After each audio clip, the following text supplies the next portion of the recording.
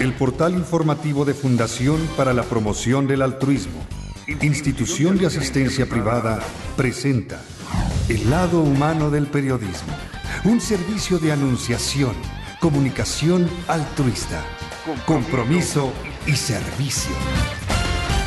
Hola, ¿qué tal? ¿Cómo están todos ustedes? Me da mucho gusto saludarles. Esto es Anunciación TV y vamos a tener una conversación muy importante, iba a decir interesante, pero en realidad es importante.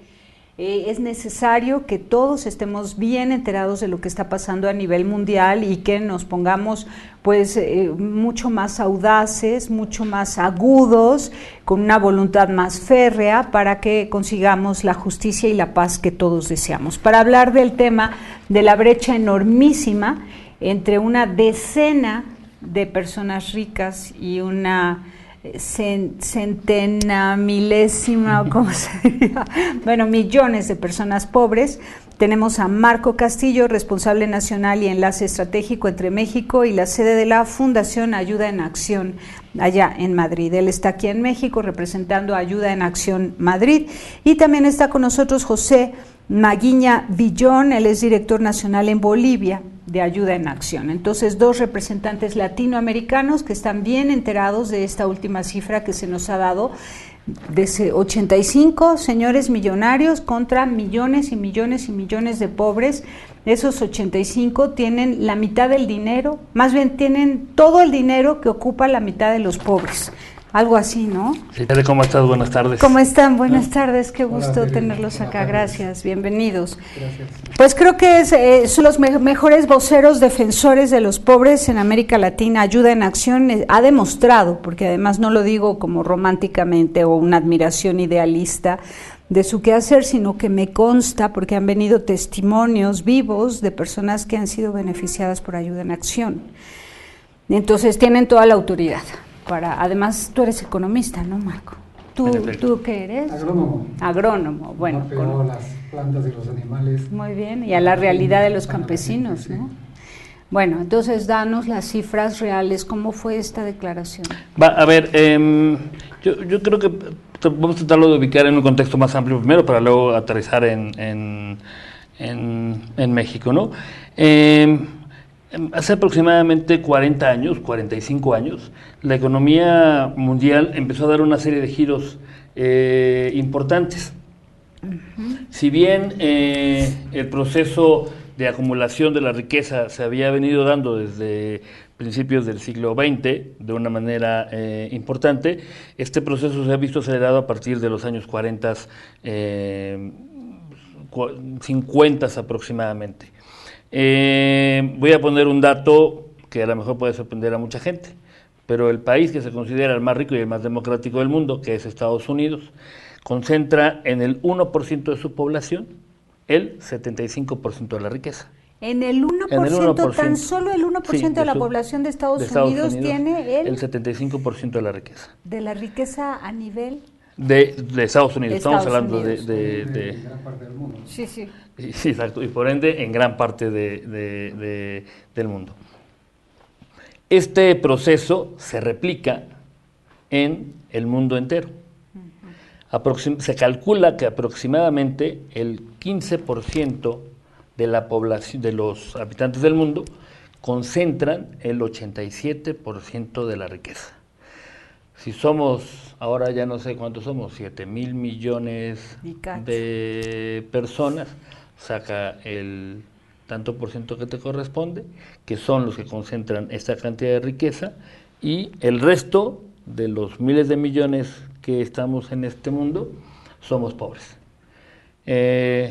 Los datos hablan que cerca de 1.100 millones de personas, sabes que no tienen para comer en el día a día. Se habla de que cerca de 2.400 millones de personas no tienen acceso al agua en este momento y podríamos... Y hablan de cuántos, 300 millones de desempleados en el mundo, que me parecen muy poquitos. Si estás hablando de 2.000 que no tienen agua, obviamente que es absurdo decir que 300 no tienen trabajo. El problema de medir el trabajo depende de los criterios que utilices para hacer, incluso de la misma agua. Es complicado decirlo porque aunque sea el agua entubada, no quiere decir que sea agua potable, ¿no? En fin. Esta circunstancia en América ha adquirido una característica central. La economía, o sea, América Latina es el continente más desigual del mundo. México no podría ser la excepción. Dependiendo de la fuente a la que tú te quieras acercar y de cómo mires el mundo, podrás considerarlo como un dato bueno o como un dato positivo. Este 1% estadounidense está propiamente reproducido en la estructura económica de nuestro país. ¿Cuál es la fuente informativa más fidedigna para ustedes que son defensores de los pobres y que sabes que están dando cifras reales o las más próximas a la realidad? Banco Interamericano de Desarrollo, Banco Mundial, Coneval, OCDE. El Programa de Naciones Unidas para el Desarrollo hace estudios anuales sobre el estado del desarrollo humano en general y sacan un índice que le llaman el índice de desarrollo humano, que ahora le agregan otros factores y que diríamos es el indicador o la fuente más aséptica, objetiva que puede haber, ¿no? O sea, no pertenece a un gobierno en particular o a un sector en particular, y estas estadísticas salen de esas fuentes principalmente. ¿Nos repites el nombre de la fuente? El Programa de las Naciones Unidas para el Desarrollo, más conocido como el PNUD. Muy bien. Así es. Voy a comentar un poco lo que dice José. Es decir, casi todos los informes internacionales y los informes, en el caso de México, nacionales, en el número de las cifras casi no hay diferencias, es decir, no las puede haber, y menos en economía. Es muy difícil que en la economía haya maneras de calcular cosas diferentes. En lo que hay diferencias es en la manera en que se hace la lectura. Voy a poner un ejemplo. El índice de desarrollo humano, para el caso de México, que es el que yo conozco, no conozco Bolivia, seguramente José nos lo podría ampliar, dice que en este país cada mexicano tiene un ingreso promedio de $17,342 al año. Eso serían como 200 y pico mil de pesos, y que si lo divides entre 12 meses, te haría suponer que cada mexicano promedio gana 18,000 pesos al año. Eso tú... Al mes. Digo, al mes, perdóneme, al mes. Oye, pero eso no es cierto. Eso no es cierto. Pero de ninguna manera. De ninguna manera. ¿En dónde radica? Y el dato es correcto, porque lo que hace es que suma el volumen de la producción del PIB y luego lo divide entre el número de habitantes y saca el promedio. ¿Sí me explico? Sí, no hay ninguna mentira. Es la manera en que se miden los promedios. Los promedios. Pero en realidad la mayor cantidad la tiene ¿qué número de mexicanos? 85 mexicanos, 75. Ahí sí puede ser que sea un poquito más arriba, un poquito más abajo. 50, digamos. No, lo que es claro es que menos de 100 mexicanos, Ajá. menos de 100 familias mexicanas tienen en este momento cerca del 58% del Producto Interno Bruto. ¿Qué significa el Producto Interno Bruto? Es la masa, el volumen de producción que hacemos todos los mexicanos, que luego se convierte en dinero y que expresa la capacidad de un país o su riqueza de un país. Lo que hay que entender es que estas familias 100 dijiste máximo. 100. Así es, se quedan con más de la mitad de esa riqueza. Y el restante de la población, no sé si me lo explico, se queda con la otra mitad, o sea, la tiene que repartir la otra mitad. Que ahí también serán miles contra millones, ¿no? Que sí, que es muy estratificada. La sociedad mexicana es sumamente estratificada. Después de este grupo importante, hay un grupo más importante de familias y de empresas que va ampliando gradualmente la base hasta que llega a la base de la pirámide, en donde, bueno, es un dato que todo el mundo sabemos. De hecho, hemos estado el lunes, martes, en una reunión con organismos de gobierno y con organismos internacionales, donde sabemos que hay 52 millones de pobres en este país, claramente identificados, ¿no? ¿Y en Bolivia cómo están? Imagínate, Bolivia, un país de 10 millones de habitantes, aproximadamente la mitad todavía sufre de pobreza. Estamos hablando de 5 millones de pobres versus 10 veces más en México. Pero los patrones son similares, a pesar de que en Bolivia, como todos saben, se ha dado un proceso muy rico en términos políticos, de empoderamiento de campesinos, de indígenas, y es un país también con recursos gracias a la explotación del gas. las estructuras sociales y económicas del Estado que puedan transferir esa riqueza en bienestar en su misma base social política no es suficiente, no pueden cambiar tan rápidamente, ¿no? Entonces dan unas inequidades tremendas. Ahora resulta que Bolivia, a pesar de ser un modelo de empoderamiento indígena campesino, mantiene uno de los niveles también más altos de desigualdad económica entre su población en toda América Latina. ¿Cuántos hombres tienen el 60% de la riqueza de Bolivia? Pues mira, si es que fuera más o menos yo creo que no está, en ese sentido no está tan concentrado, porque las magnitudes, digamos, de inversión personal son significativamente menores, ¿no? Y uno de los grandes concentradores de inversión, digamos, es el Estado mismo, pero que no lo transfiere. Pero en términos de personas se calcula que más o menos un 25% de la población boliviana fácilmente tiene más del 50% también del Producto Bruto Interno. Y este 25% está situado en una zona muy buena para la agricultura, la agroindustria, los llanos orientales de Santa Cruz, donde también en su parte sur se ubican los yacimientos de gas, etcétera, ¿no? Y la parte tradicional de Bolivia, como uno la ve en las revistas, con el lago Titicaca, el Ayama, el campesino aymara o quechua, esa es la Bolivia que se mantiene paupérrima, y de donde nace el movimiento de Evo Morales. Evo Morales es originario del altiplano, y en esa zona la gente vive con lo que mal produce, nosotros decimos sobrevive, con 1 hectárea de terreno, dependiente de la regularidad de las lluvias, y con productos muy tradicionales, de baja tecnología, etcétera, ¿no? Entonces, un Estado, a pesar de que ha tenido esta movilización tan fuerte en términos políticos, que es totalmente diferente a lo que pasa en México, Perú u otros sitios, tampoco ha resuelto el problema. Entonces ahí tenemos una disyuntiva, lo que somos los profesionales o profesionistas que se dice en México del desarrollo, o la gente, digamos, movilizadora de sociedad civil, de buscar alternativas que resuelvan este problema. Sí, no, qué bárbaro, ¿no? Es que estamos hablando de un país de ciento y cuántos millones, 117 millones y otro de 10 millones. Imagínate, pero si agarramos a toda Latinoamérica, es una cantidad significativa, y es realmente incómodo que, siendo un continente tan rico y con niveles educativos relativamente altos, más o menos integrados culturalmente por idioma, por religión, tengamos tanta inequidad como la tienen otros continentes, más inequidad que la que tiene África y Asia, que no tienen estos factores integradores. Debe tener un asunto, un factor cultural muy fuerte. Vamos a un corte y regresamos, a ver si podemos analizar la psique del latinoamericano, por qué se conforma con tan poco, por qué tiene tan baja autoestima, por qué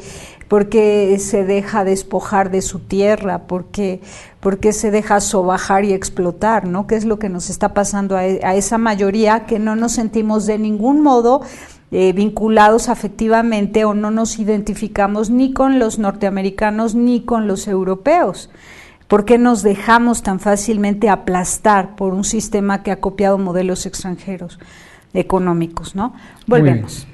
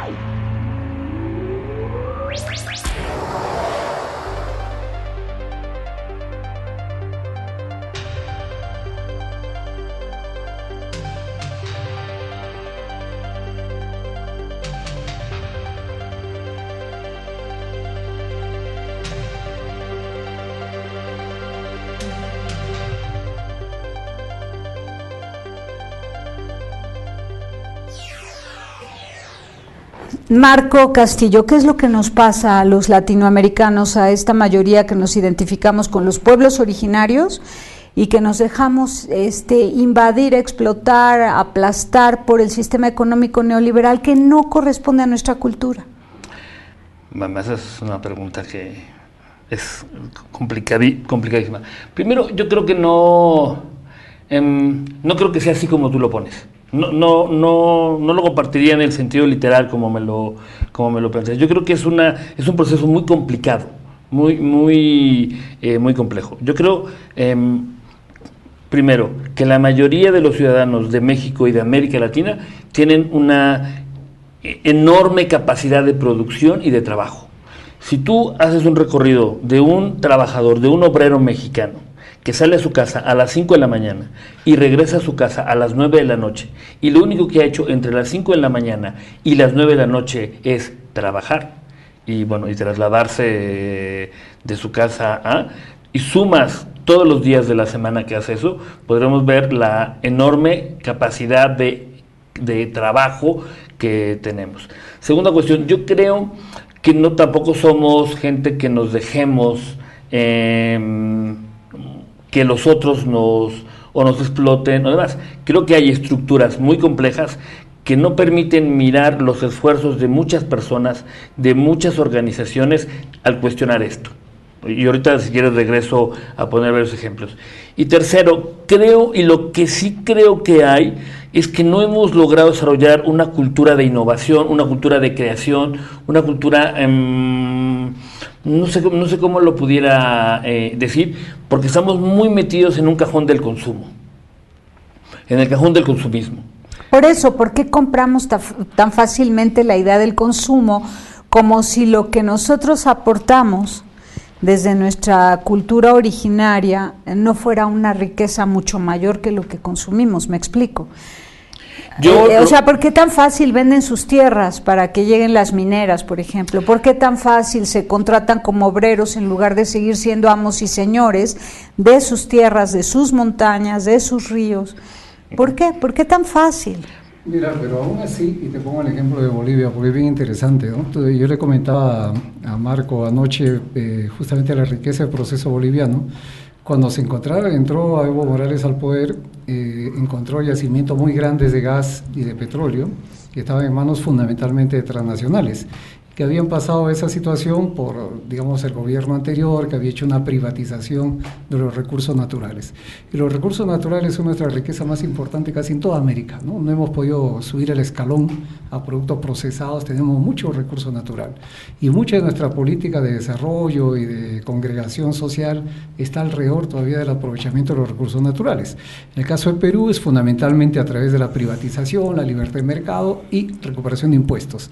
En el caso de Bolivia, Evo Morales fue mucho más allá y renegoció con las empresas que ya tenían asignados los yacimientos y logró que, por ejemplo, el gas, que era principalmente para el gobierno boliviano, la empresa boliviana de petróleos, y le dejaba el 30% el caso específico de Repsol. Y era antes 80% el monto bruto de utilidades que expatriaban al país, ¿no? Repsol fue una de las pocas empresas que aceptó quedarse bajo esas nuevas condiciones.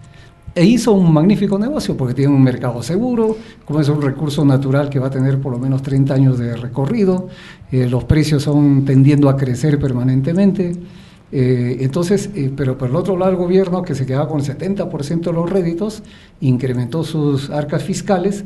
Ahora la reserva boliviana se ha multiplicado por 50 en términos de millones de dólares, pero aún así, eso transformarlo en un cambio social toma tiempo, y los campesinos pobres de esta zona de la Titicaca, etcétera, siguen vendiendo sus pequeños lotes porque tienen que sobrevivir o se van a las ciudades, etcétera.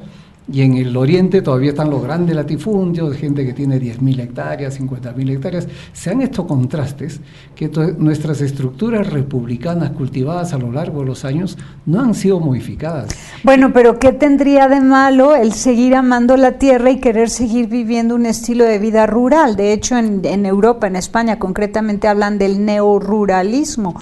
¿Qué tendría de malo siempre y cuando se viva adecuadamente? O sea, sí, vivir adecuadamente, pero en el campo y vivir al estilo rural. Claro, lo que se ¿Por qué debe hacer tendríamos que procesarlo, industrializarlo, si podemos vivir directamente de la cosecha? Claro, si le saca lo de industrial y le llamamos que el valor agregado a la riqueza que se genera, que se quede con la gente que lo produce, eso es lo socialmente valioso, ¿no?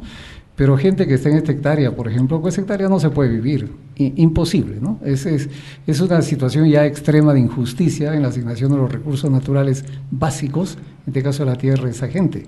Pero lo que te decía antes, lo que nos falta es, como Latinoamérica, nos faltan instituciones fuertes que operen independientemente de la gente que a través de las vías políticas tradicionales llega al poder y, digamos, modifica todo a su libre criterio, nos vuelve a poner en los mercados liberales o nos puede poner fácilmente en el otro extremo. No tenemos una cosa permanente que dependa de nosotros, de la población de base, incluyendo el sistema judicial, por ponerte un ejemplo extremo, que sea independiente de estos cambios y que permita la defensa de los derechos de la gente. Eso es lo que nos falta en Latinoamérica. Bueno, y Marco hablaba de que nos hemos vuelto consumistas, hemos dejado de ser personas para ser consumidores. Bueno, te voy a dar, para que tengas una idea, datos reales, o sea, que hablan de esa transformación, sobre todo en el campo, que éramos productores y que ahora hemos pasado a ser consumidores. Desde que se abre, en el caso de México me refiero, en el caso del Tratado de Libre Comercio, hace 20 años, estamos ahora conmemorando y vamos a iniciar una serie de encuentros, talleres en este país, en Canadá, en Estados Unidos, tanto oficiales como de organizaciones no gubernamentales, de movimientos campesinos, para hacer una revisión del Tratado de Libre Comercio. Hace 20 años, este país producía el 100% de su maíz que necesitaba consumir para comer. 20 años después, resulta que solo producimos el 50% del maíz que necesitamos para consumir. Es decir, hemos dejado de producir maíz. Hace 20 años. Y somos dependientes. Sí, y ahora somos un país dependiente. Antes exportábamos, ahora tenemos que comprar maíz. Bueno, la papa, el 30%, hace 20 años teníamos la producción suficiente para consumirla nosotros y ahora tenemos que comprar casi el 30%. Y podría seguir con una larga lista de que nos hablan de cómo nos fuimos convirtiendo de productores a consumidores. ¿Qué trajo esto? Que la gente entonces ya no pudo colocar sus productos y empezó a vaciar el campo. Pasamos, hace 20 años, 250,000 personas se iban a Estados Unidos. 20 años después, esa cantidad se ubica anualmente en los 450,000 mexicanos que intentan pasar la frontera. Es decir, hemos duplicado la cantidad de gente que, como el campo se vació, dejamos de producir, nos fuimos o intentamos irnos a Estados Unidos o a las ciudades. El proceso en las ciudades ha sido mucho más complejo, pero mucho más complejo, porque la transformación cultural ha sido acelerada en extremo. Antes, cuando tu mamá o tú, cuando eras pequeña, como yo también lo fui, alguna vez en la vida, íbamos a diario a comprar la verdura, la carne, era de un productor local, normalmente, a veces hasta del vecino. Oye, llegaba el lechero a la puerta de tu casa con la leche recién ordeñada, o sea, la vaca recién ordeñada. En efecto, o en fin, una serie que implicaba un modo de vivir muy distinto, que implicaba una cercanía muy grande, que implicaba, y que eso nadie me puede decir hoy que porque la modernidad nos obliga a cambiar eso, no. Lo que pasó es que hubo un cambio impresionante en estos modos de producción, que en la ciudad se expresaron en la desaparición de estos productores y distribuidores de los locales, y poco a poco se fue otra vez concentrando. Primero aparecieron, te recordarás, aparecieron pequeñas tiendas que vendían abarrotes, verdulería, los grandes caciques en las sierras que vendían todo solamente ellos. Y en las ciudades después aparecieron pues las grandes tiendas departamentales que hoy deciden propiamente dicho lo que las personas consumen. Bueno, entonces todos hemos sido cómplices de este proceso.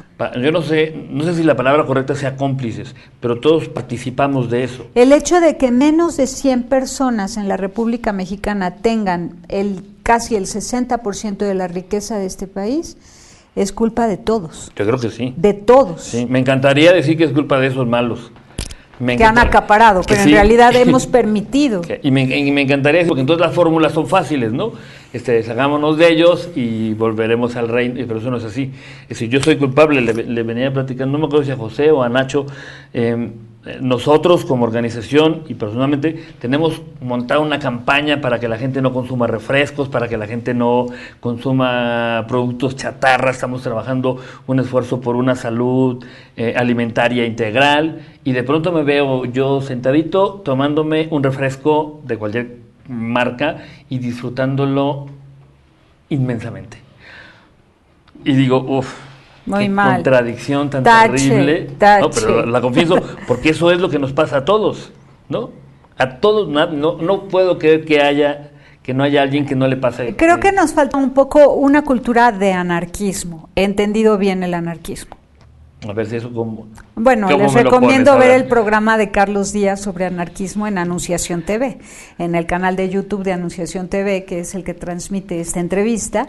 Busquen Carlos Díaz con el tema del anarquismo y lo van a encontrar. Es una cátedra de 1 hora donde el doctor Carlos Díaz, especialista en personalismo comunitario, nos explica súper bien y nos regala bibliografía para documentarnos más y entrarle a fondo al tema del anarquismo, que en todo caso sería boicotear todo aquello que nos hace daño. Que sí, es boicotear simple. todo aquello que nos hace daño, ¿no?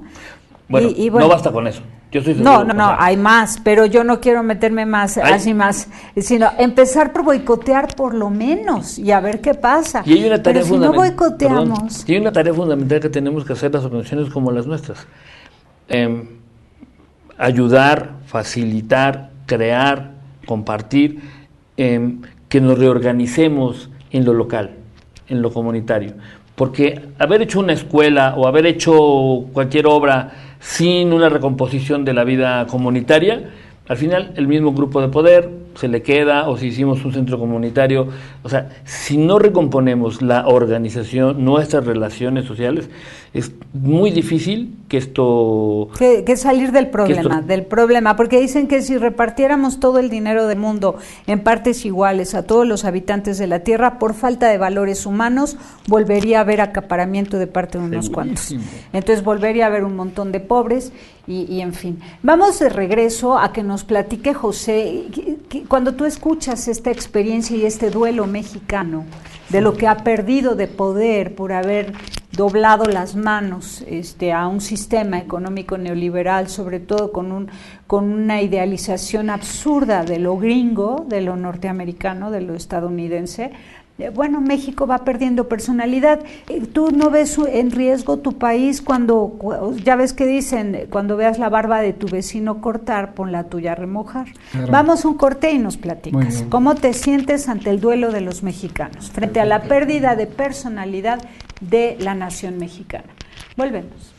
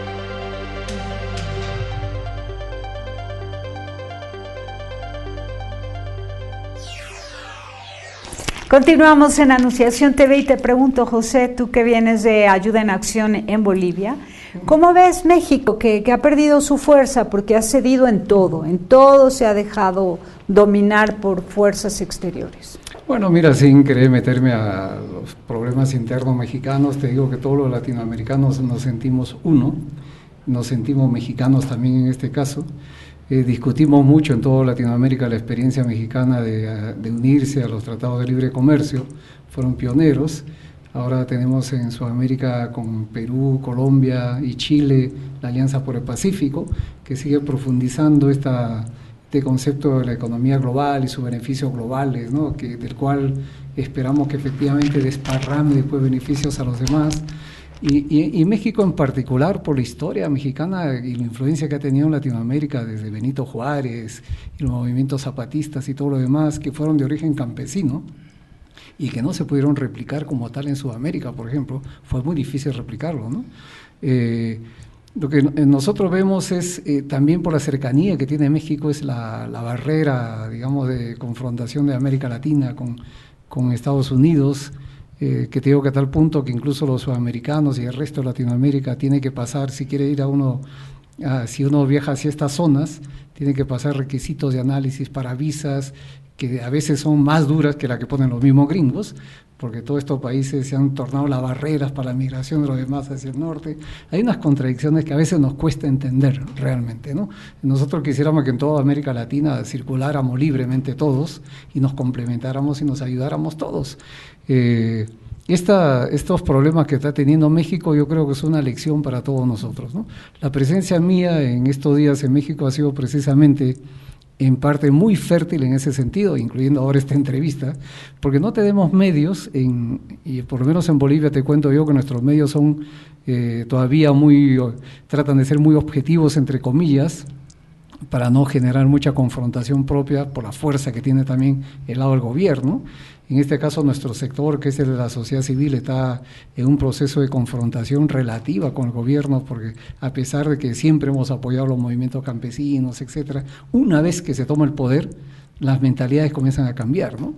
En México entiendo que cuando se tomó el poder hace muchos años era un movimiento también popular, de izquierda, y que no necesariamente con transcurrir los años, eso ha expresado en los hechos, ¿no?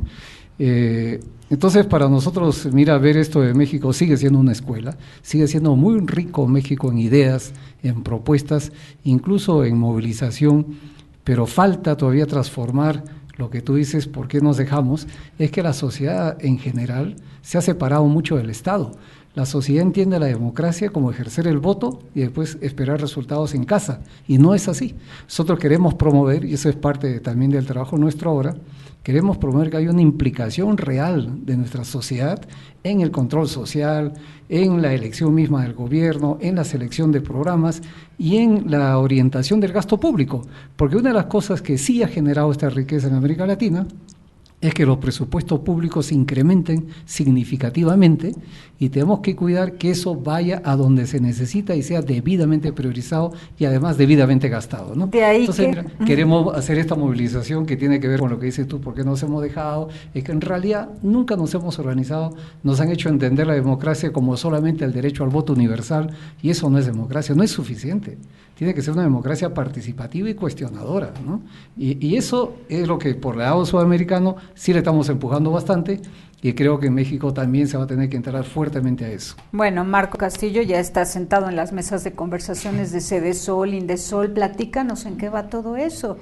No hemos visto que se haga un ejercicio eficaz de los recursos dispuestos para lo que era oportunidades y que se supone que lo iban a cambiar en otra actividad que fuera más productiva. Sí, yo creo que yo te lo plantearía como en 4 niveles que está el proceso. Por un lado, está en el espacio donde participamos nosotros, que se ha platicado, que es este Consejo Consultivo Nacional, donde estamos muchas organizaciones. Está presidido por Cedesol, ¿verdad? ¿O por Indesol? Bueno, no, en ese momento está presidido por el propio presidente de la República. Muy bien. Que no sé si sea bueno o malo, pero bueno, él está ahí. Hay un entrampamiento en la discusión, porque el gobierno federal propuso una transversalización de la política pública, y por transversalización quiere decir, entendamos que el problema de la pobreza no es un problema de la Secretaría de Desarrollo Social, sino es un problema de todas las instancias gubernamentales que tienen que preguntarse cómo atenderla. Eso en la definición suena bien bonito, ¿no? Es decir, que Hacienda reconozca y diga, voy a hacer una reforma hacendaria que ayude a combatir la pobreza y que comunicaciones y transportes, bueno, eso que es una teoría, que es muy válida, que es correcta y que nosotros podríamos decir que estamos de acuerdo, en la realidad se convierte en un debate, en una rebatinga, ya sabes, en lo que son los espacios de poder, que está ahí.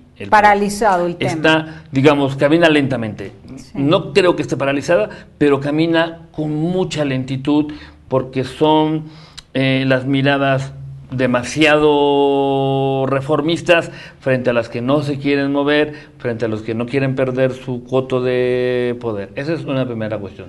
Segunda cuestión, de hecho hay consejo en 10 días, si no me equivoco, y uno de los debates centrales que estamos poniendo en la mesa es que sigue por allá la política económica y por acá sigue lo que llaman ellos la política social. Es decir, mientras tenemos una reforma hacendaria, tenemos una reforma energética, tenemos un conjunto de reformas, la antimonopólica, etcétera, etcétera, esta política no se toca, no sé si me lo explico, con una estrategia real que no debe ser de combate a la pobreza, lo estamos poniendo en la mesa, sino un combate a la desigualdad y a la inequidad. Luego la pobreza combate a la opulencia. O a la opulencia, ¿no? El tercer, digamos, componente que vemos es la complicadísima relación entre el gobierno federal y el resto de las instancias gubernamentales. El nuevo pacto federal implicaba mayor desconcentración y mayor centralización hacia los estados. ¿Qué estamos enfrentando? Estamos enfrentando un nuevo fenómeno o un regreso al cacicazgo regional, en donde, imagínate un gobernador, no sé cuánto tenga Evo Morales en Bolivia, pero un gobernador aquí en Puebla, te voy a dar el dato de Chiapas, que es un caso horripilante por la opulencia que ha hecho de los recursos públicos para promover para la publicidad, su imagen, no para publicitarse él, ¿no? Sí. Anda en alrededor de los 100,000 millones de pesos. ¿Para pura publicidad? No, ese es su presupuesto global del Estado, 100,000 millones de pesos. Eso convertido en dólares debe ser, no sé, una cantidad muy grande. Pero son 100,000 millones de pesos mexicanos, que es un mundo de... 800 millones de dólares. No, 100,000 millones. Voy a hacer la conversión y te la digo ahorita. Entonces, lo que tenemos es que tenemos un resurgimiento de poderes que siempre han estado ahí, pero que ahora están ahí, pero luego vas al siguiente nivel, al municipio, y el municipio se está muriendo de hambre. No tiene ni para pagarle a sus trabajadores y menos para hacer una política de lo que puedas hacer. Y el cuarto elemento es la recomposición de las relaciones entre la sociedad civil y el regreso del priismo al gobierno. Y esa relación está bañada hoy de muchas contradicciones. En este momento hay no sé cuál sea la palabra que puedo utilizar mejor, pero es un encanto-desencanto, un estiramiento de relaciones, es decir, no son el panismo, eso está muy claro, no son el panismo, no son el priismo viejo, pero entonces estamos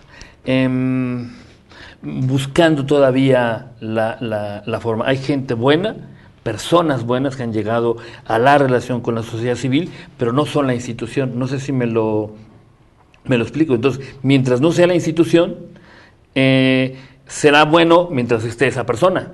Y las relaciones serán más... Pero los acuerdos son muy vulnerables. En efecto. Claro. ¿No? Entonces ahora se ha presentado una nueva ley para el fomento de la sociedad civil, se ha presentado una reforma al Indesol, una reforma a la Sedesol, están ahí para las cosas. Y creo que el último componente que sí está muy deteriorado es la relación entre la sociedad civil y el tema de violencia y justicia y seguridad y derechos humanos. Creo que en esa parte la relación sí sigue muy mal. Sicilia salió ayer o antier, creo que haciendo las precisiones del caso, hace 2 semanas hemos mantenido en un foro que tenemos permanente en muchísimas organizaciones este debate y hemos coincidido que el tema de la violencia se mantiene, está menos en la televisión, pero se mantiene. Y mientras se mantenga, no hay avance en ningún sentido. Los niños dejan de ir a la escuela, los recursos no se reparten, y si se reparten son arrebatados por el mismo crimen organizado. Entonces y ahora tenemos en la esfera de lo público a Michoacán, bueno, la tierra caliente de Michoacán. Pero vamos, volteate y vete a Veracruz, a Coatzacoalcos, toda esa parte, y la cosa sigue exactamente igual. Los Zetas siguen dueños del territorio completamente. Vete a Tenosique y pregúntale a los migrantes si ha cambiado en algo su vida, o Arriaga, o es decir, en la fronteriza Chiapas, Guerrero, Chiapas, Guatemala, el tráfico de personas sigue, y más complicado ahora todavía. Ese tema sigue sin modificarse y en la última reunión que sostuvimos planteamos a las instancias de gobierno que en la medida en que eso no se modifique, lo otro es muy difícil. Porque ni hay concentración.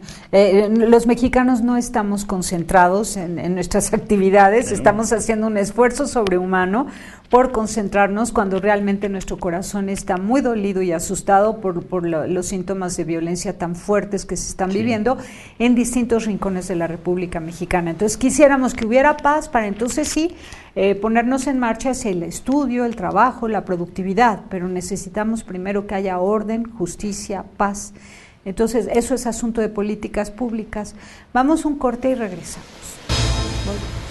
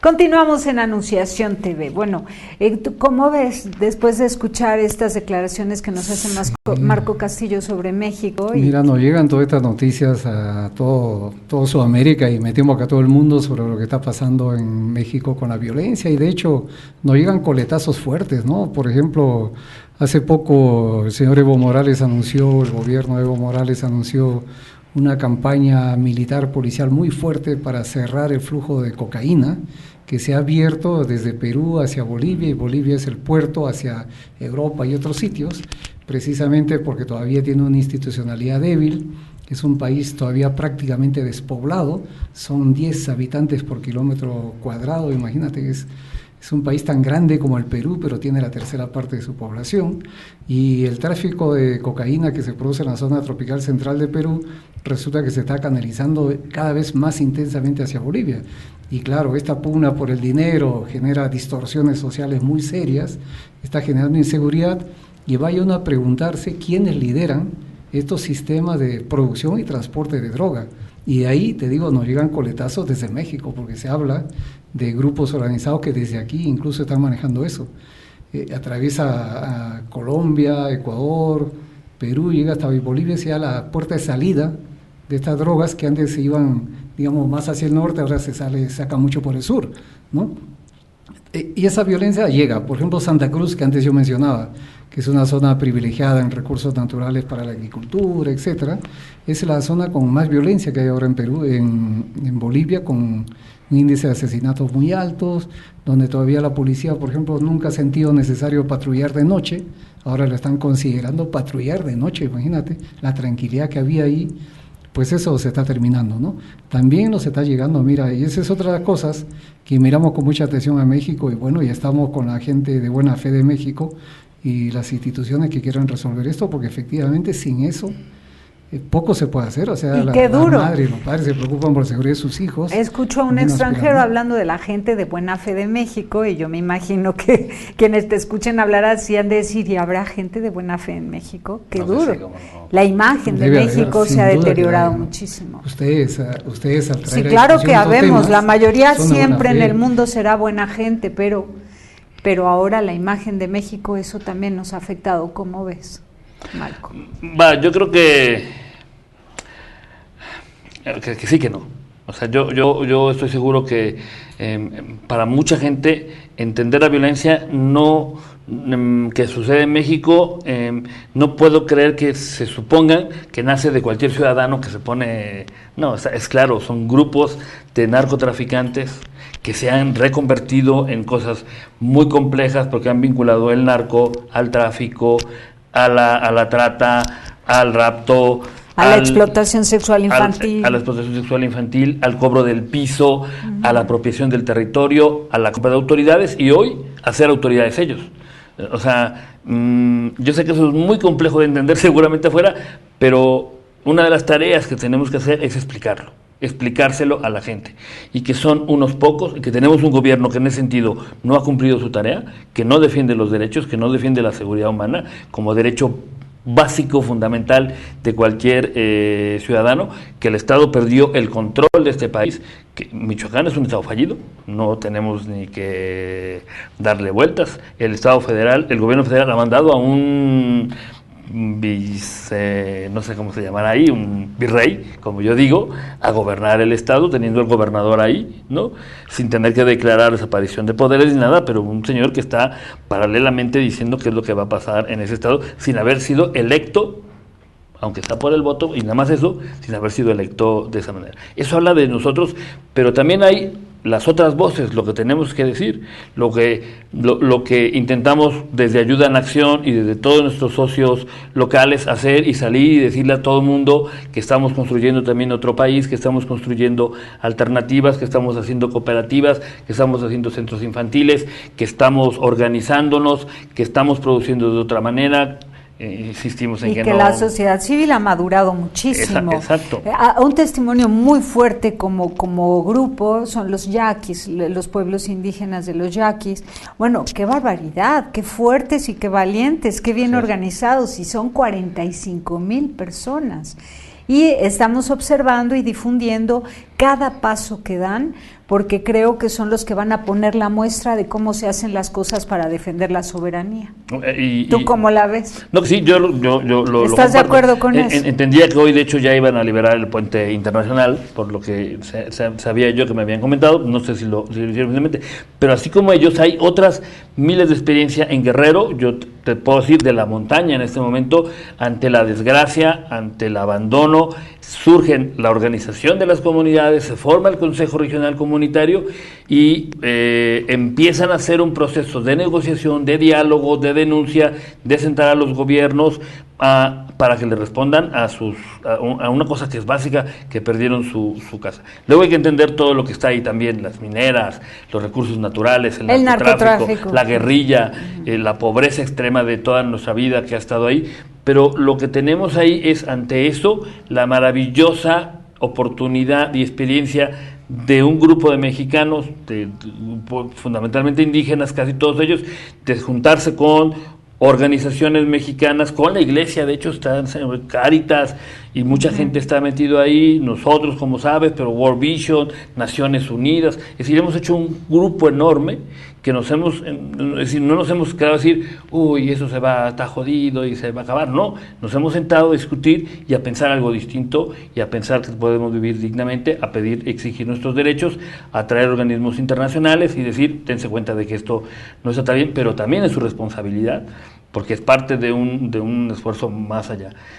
Lo que siempre te he comentado, que pensamos desde Ayuda en Acción, es decir, el cambio lo tenemos que hacer todos los días, persona por persona, no hay vuelta de hoja, organizándonos. Y sin cansarse.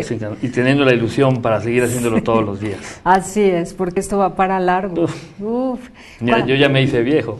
Y con una perspectiva de defensa de derechos, ¿no? Yo te digo, en el caso de Bolivia en particular, lo que ha puesto este gobierno que hasta ahora han sido las organizaciones campesinas indígenas a través de unas luchas tremendas, y han logrado un cambio político muy significativo y modélico para América Latina, y aún así no es suficiente.